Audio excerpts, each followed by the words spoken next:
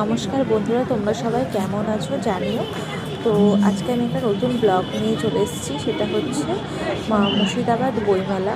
তো মুর্শিদাবাদ বইমেলাতে আমাদের পশ্চিমবঙ্গ সরকারের যেসব প্রকল্পগুলো রয়েছে সেগুলো একটা ছোট্ট প্রদর্শনীর আকারে তুলে ধরা হয়েছে।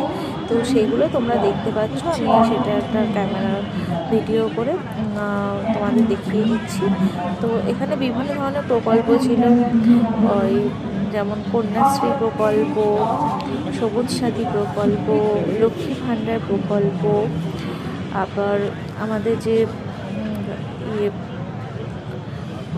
খাদ্য প্রক্রিয়াকরণ শিল্প যেটা, তারপর কুটির শিল্প, আমাদের যেসব ভবিষ্যতের শিল্প সেগুলো, তারপর সোলার সিস্টেম, তারপর শৌচালয়, আবার পশ্চিমবঙ্গ সরকার যেসব বাড়িঘর সবাইকে দেওয়ার ব্যবস্থা করেছিল, তো সেই প্রকল্পগুলো তো আমরা সবাই চলে গেছিলাম।